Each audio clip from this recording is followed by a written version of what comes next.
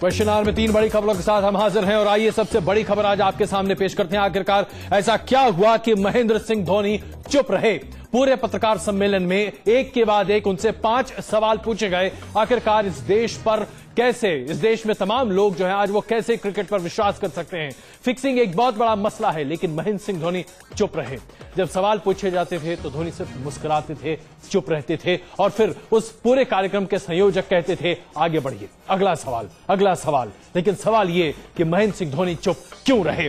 दूसरी बड़ी खबर जो आज आपके सामने पेश करेंगे, सब कुछ फिक्स है ऐसा लगता है, क्योंकि हम आपके सामने पेश करेंगे सीबीआई की वो रिपोर्ट जो आज से 10 साल पहले पेश की गई थी। उसमें साफ तौर पर लिखा गया था कि मैच फिक्सिंग और स्पॉट फिक्सिंग एक बहुत बड़ा जंजाल है जो कि भारतीय क्रिकेट पर धीरे धीरे पैठ करता चला जा रहा है और ऐसे में अगर उसे रोका नहीं गया तो बहुत ज्यादा बदनामी हो सकती है पूरे क्रिकेट की। लेकिन उसके बाद भी उस पर कोई कार्रवाई नहीं की गई और आज 10 साल बाद वही दीमक पूरे क्रिकेट को चाटती हुई दिखाई दे रही है। उस पर करेंगे बड़ी चर्चा। और तीसरी बड़ी खबर जिस पर आज हम नजर डालेंगे, आप जो फल और सब्जी खाते हैं अपनी सेहत को बनाने के लिए, आप सोचते हैं कि आप हरी हरी सब्जियां खा रहे हैं, लेकिन जहर खा रहे हैं आप, जहर खिला रहे हैं आप अपने परिवार को, क्योंकि जिस तरीके से तमाम इंजेक्शंस दिए जा रहे हैं फलों और सब्जियों में, वो तमाम फल और सब्जी को जहर बना रहे हैं। इस पर विशेष चर्चा, विशेष रिपोर्ट और इस पर भी बातचीत करेंगे। लेकिन सबसे पहले आइए बात करते हैं महेंद्र सिंह धोनी की।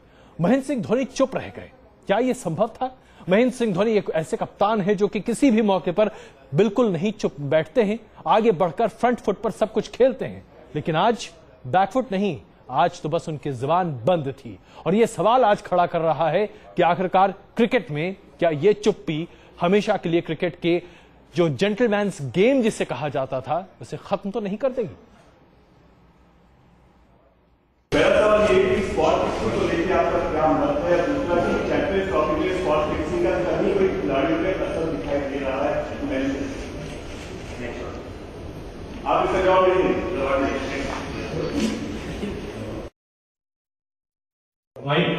Hi, this is Rohan from Times Now. I just wanted to ask you this.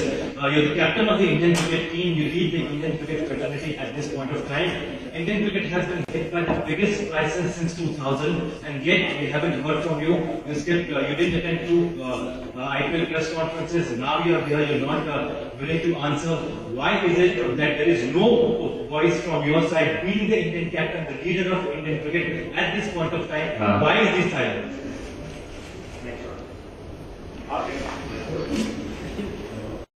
I'm asking about the crisis that the Indian cricket team is going through right now. Yeah, next question, please. Next question. It is related to Indian cricket right now. Okay. You give the mic to you. You will answer that. First, you give the mic. आप विदु बल्लभ सिंह को personally तौर पे जानते थे? सवाल बहुत रास्ते है।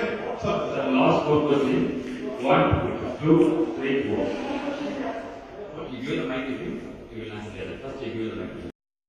खेल में जो खिलाड़ी खेलते हैं, खासकर जनता जो है बहुत जोर से उसे देखती है। चैंपियन ट्रॉफी जा रहे हैं आप खेलने के लिए, क्या पूरी तरीके से जनता को विश्वास दिला पाएंगे कि खेल में कुछ नहीं होता, सिर्फ खेल होता है?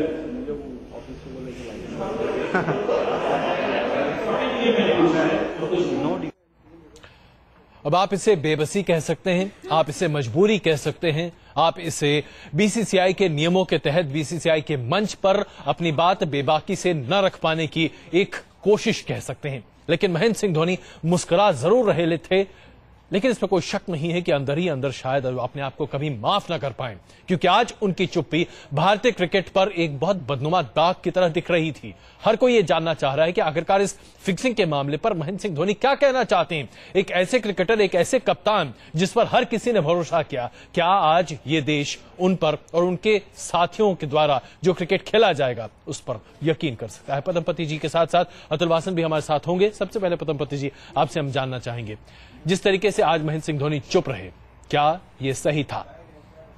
सवाल ही नहीं उठता। ये 125 करोड़ जनता का सवाल था, उस पत्रकार का सवाल नहीं था। वो जो चंद पत्रकार जो 5 सवाल पूछ रहे थे, उनका सवाल नहीं था। ये देश का सवाल था और उन्हें देश को जवाब देना था, क्योंकि देश के चुने हुए 15 और 16 खिलाड़ियों में वो हैं और उसके नायक हैं, वो कप्तान हैं। और जो कुछ भी आईपीएल में घटा था और जिस तरह की बातें हो रही थी, जिस तरह से स्पॉट फिक्सिंग की बातें हो रही थी और खास तौर से चेन्नई सुपर किंग जिस तरह से इन्वॉल्व थी, जिस तरह से मैच जिसको कहते हैं नाटकीय ढंग से निर्णित हुए थे, उन मैचों की बात थी, तमाम बातें थी। और अजय, आपको मैं बताता हूं कि क्या फर्क है सन 2000 और सन 2013 में। यह देखिए, एक वो कप्तान था जिसने दावे के साथ कहा कि ये टीम पाक साफ है। चैंपियंस ट्रॉफी के लिए जब टीम जा रही थी नैरोबी, सौरभ गांगुली कप्तान थे। 10 सवाल उनसे पूछे गए कि आप बताइए मैच फिक्सिंग के बारे में, तो उन्होंने चैलेंज करके कहा कि हमारी ये 15 सदस्यीय टीम एकदम पाक साफ है। और ये वो टीम थी जिसमें जहीर और युवराज ने डेब्यू किया था और दोनों ने पहले मैच में दिखाया था। और ये भी याद है किसी को कि जब युवराज को मैन ऑफ द मैच मिला था तो कहा गया था कि देश को युवराज मिला। और ये भी दर्शकों को मालूम है कि ये टीम फाइनल में पहुंची थी, उपजेता बनी थी। अजय, बिल्कुल, तो अब ये स्थिति बनती हुई दिख रही है और लगातार इस पर बात भी हो रही है। जोगिंदर सिंह जी, सीबीआई के पूर्व निदेशक, भी इस वक्त हमारे साथ हैं, उनसे हम चर्चा करेंगे सीबीआई की एक रिपोर्ट पर। लेकिन सिंह साहब, हम आपसे जानना चाहेंगे, क्रिकेट हम सबों के दरअसल खून में रमता हुआ दिख रहा है और आज महेंद्र सिंह धोनी से जब फिक्सिंग पर सवाल पूछा गया और पहली बार मीडिया के सामने थे, चुप रहे। 5 बार उनसे सवाल पूछा गया, चुप रहे। एक क्रिकेट फैन के तौर पर हम आपसे जानना चाहते हैं कि आप निराश नहीं होंगे? देखिए साहब, ऐसा है कि जब सारी दाल ही एक दाल में एक दाना काला नहीं, सारी दाल ही काली, तो क्या किया जाए जी। जब बीसीसीआई चेयरमैन ने अपने लिए लॉ अमेंड किया कि वो कम्पीट कर सकते हैं, वो बिड कर सकते हैं वन टाइम एक्सेप्शन के लिए, और सारा बोर्ड जो था उनके सामने झुक गया जी, तो किसकी बात करते हैं हम? जो है कि सच्चाई तो ये है कि अब ये है कि उन्होंने पॉलिटिशियन रिवर्स अपनी हील्स गांठ ली है जी, दबा ली है कि हम तो ये कुर्सी नहीं छोड़ेंगे चाहे कुछ भी हो जाए। बिल्कुल, ये बहुत ही दुर्भाग्यपूर्ण है। जोगिंदर सिंह जी, बस आप हमारे साथ बने रहिए, एक और रिपोर्ट दिखाते हैं और फिर हम तुरंत आपके पास वापस आ रहे हैं। मैं जी। और आइए अब आपको हम दिखाते हैं कि दरअसल जिस तरीके से आज श्रीनिवासन, जो कि चेन्नई सुपर किंग्स के मालिक ही नहीं बल्कि बीसीसीआई के अध्यक्ष भी हैं, जिस तरीके से उन्होंने अपनी बातों को सामने रखा है और साथ ही साथ अब पूरा का पूरा राजनीतिक अमला जो कि बीसीसीआई में कहीं ना कहीं कार्यरत है, किसी न किसी बोर्ड का अध्यक्ष है, वो एन श्रीनिवासन के बचाव में सामने आता हुआ दिखाई दे रहा है। हर कोई आज ये कहता दिख रहा है कि अगर आपके दामाद ने कोई गलती की है तो उससे आपका कोई लेना देना नहीं है। यानी कि एन श्रीनिवासन के दामाद जो कि कुछ भी कर सकते थे मैयप्पन, उनके बारे में कोई टिप्पणी करने को तैयार नहीं है। हर कोई ये कह रहा है कि मैयप्पन ने जो किया अपने हिसाब से किया। ये बात अलग है कि चेन्नई सुपर किंग्स के पार्टनर और प्रोप्राइटर के तौर पर मैयप्पन अपने आप को पेश करते रहे, लेकिन श्रीनिवासन आज अपने आप को पाक साफ बता रहे हैं। क्या श्रीनिवासन वाकई में पाक साफ हैं? क्यों नहीं इस्तीफा देना चाहिए एन श्रीनिवासन को? आइए पहले रिपोर्ट देखते हैं, चर्चा आगे करेंगे। बेशक लगी हो क्रिकेट पर कालिक, भले ही फिक्सिंग को लेकर मचा हो चारों तरफ कोहराम, लेकिन क्या इस आग की आंच में बच जाएगी बीसीसीआई प्रमुख की कुर्सी?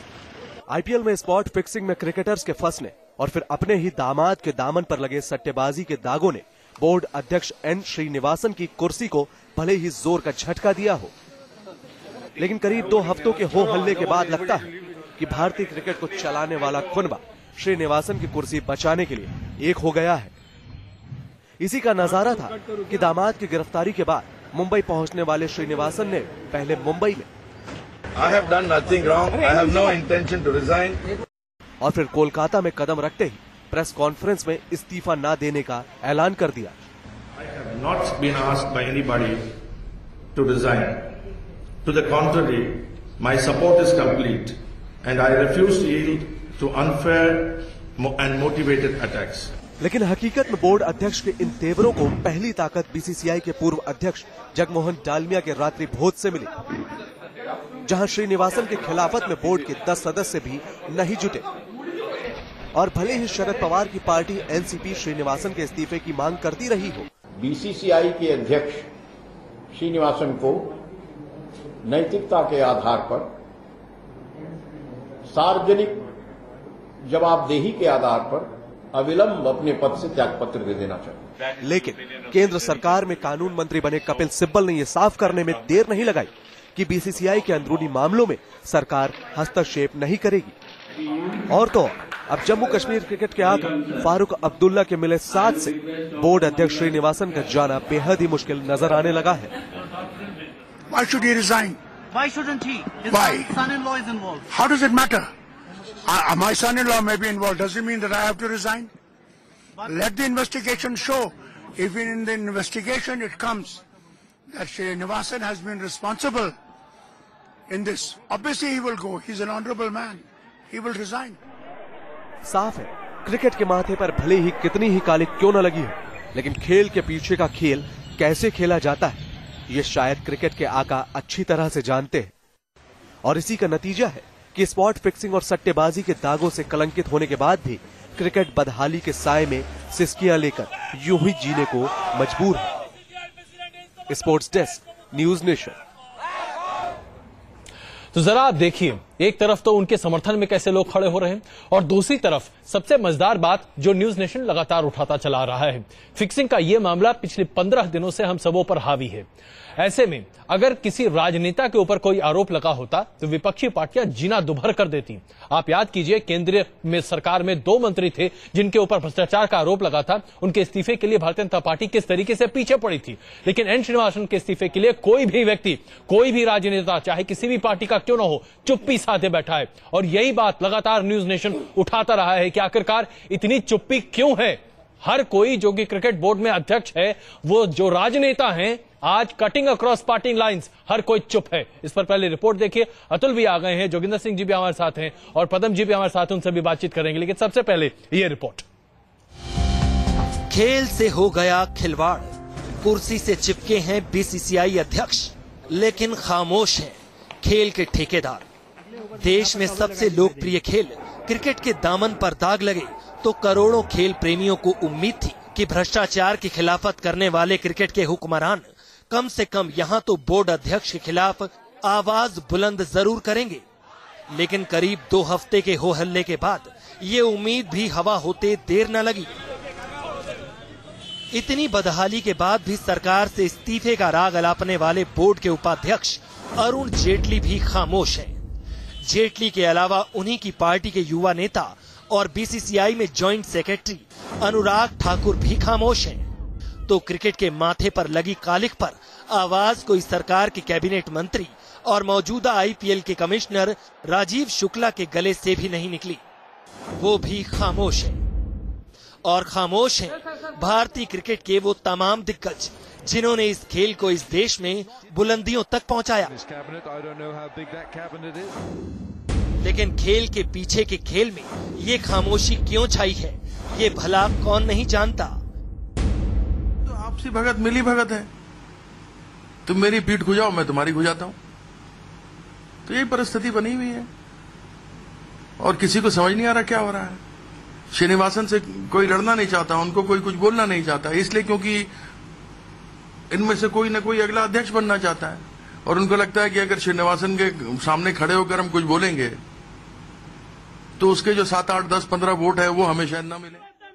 जाहिर है भारतीय क्रिकेट के काले अध्याय के पन्ने पर लगी ये कालिख धुल पाएगी। इस खामोशी के बीच ये उम्मीद करना बेमानी से ज्यादा और कुछ नजर नहीं आता। सूरज अरोड़ा, न्यूज नेशन। ये जो खामोशी पसरी है, इस पर एक वाकया याद आता है। फिल्म शोले में जब एके हंगल के बेटी की मृत्यु हो जाती है और वो अंधे हैं, जब वो पहुंचते हैं तो वहां पर सब कोई चुप है और वो बार बार कहते हैं ये खामोशी क्यों है भाई, कोई जवाब नहीं देता।